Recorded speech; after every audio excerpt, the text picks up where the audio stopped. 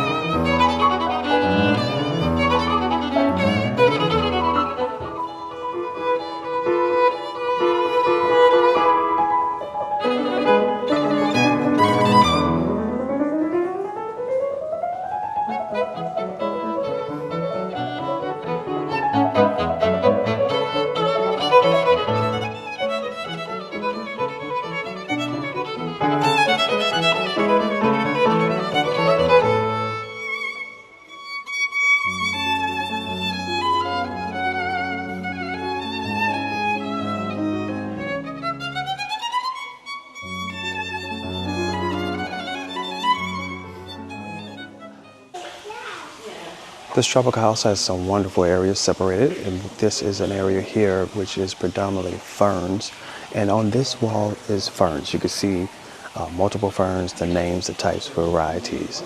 I think this is a great way to separate so you can understand which plant is where. This is a botanical garden, so it's all about naming. But here is the next section, which is the bromeliads. There's a fern tree mixed in with the bromeliads, but I love bromeliads. Typically they bloom only once and then they just send out a small shoot to reproduce another of that same variety. But across from the bromeliads, oh, look at this one. That's so unusual. But directly across from the bromeliads, on the other side of this door, is one of my favorite sections here in this tropical house, which would be the carnivorous plants. Here you have your pitcher plants, your sundews, and then blended in with those also are your Venus flytraps.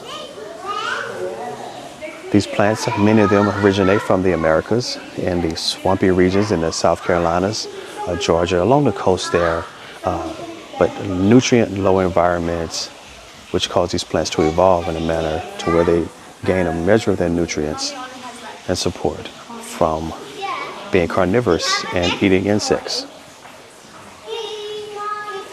and other small creatures that may fall into their traps.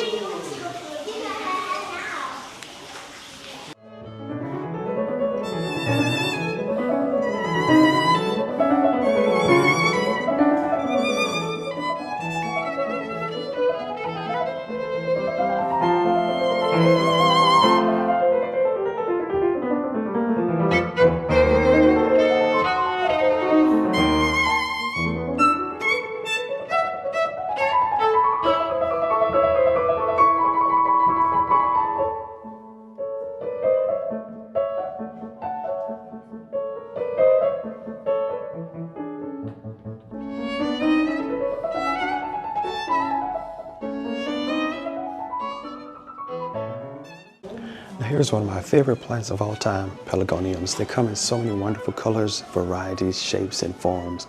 This is a great selection of pelargoniums. Often mislabeled as geraniums, pelargoniums are their own separate family. They're beautiful flower plants. I keep all of mine indoors, but they're great plants to add to any garden.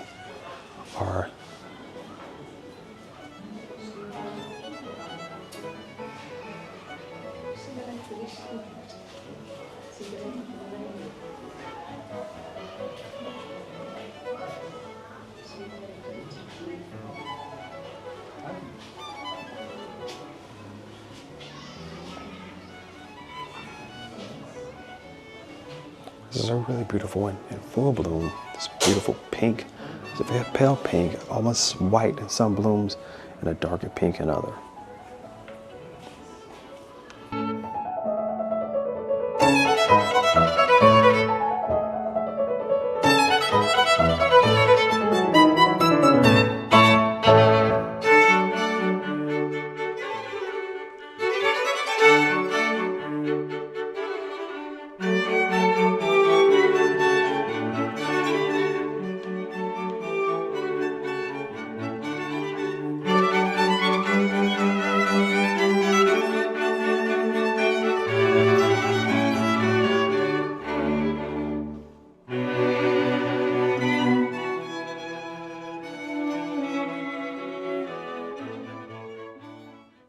The Arid House is filled with wonderful selections of agave, aloe, succulents. And here's one plant that I'm going to have to figure out what it is because I'm not familiar with it. The leaves almost look like a cabbage. It's a very unique looking plant. Appears to be a succulent.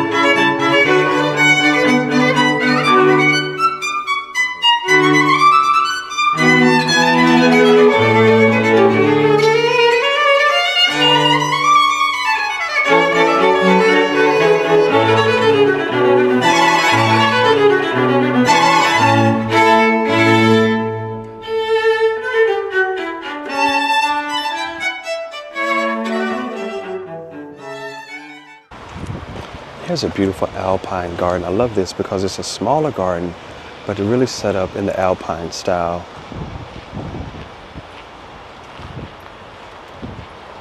There's a much larger version of this at Kew, which is really Alpine garden to the extreme there. But this is a nice selection for an Alpine garden. Beautiful sedum, small, low pine, wonderfully planted.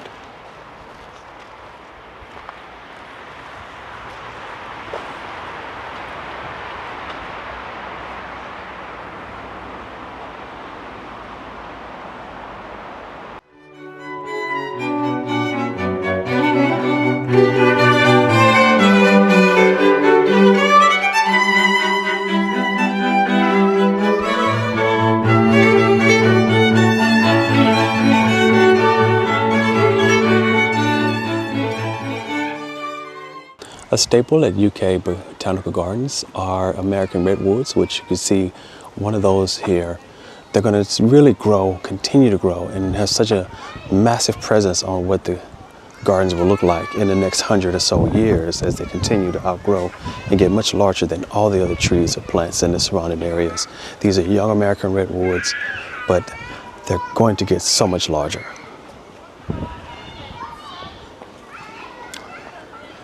Here's a good angle of the American redwood. Here's a magnificent border. I love these borders, and let's see how well this one is put together. Colors dappled. You can see that they really group the colors together. I don't see as much color weaving through as you would see at other gardens like this, but they're color blocked, and the color blocks are really beautiful. Complementary colors. Really lead into the fall, a lot of dark oranges, burgundies, reds, and purples. But with pops of colors, such as this agapanthus. Complementary colors, you see a lot of oranges, or some burgundy as well. But I love the fact that they still have some nice pops of color, where you see this very vibrant agapanthus here across the front.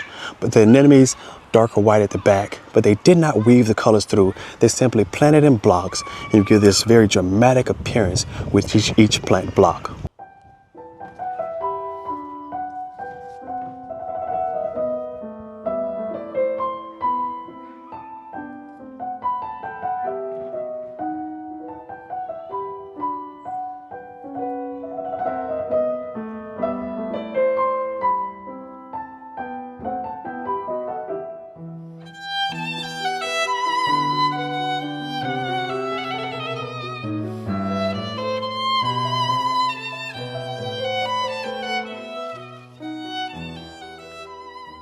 Here's a slightly overgrown cottage garden, but still blooming and providing a lot of opportunities for beneficial bees and insects to thrive.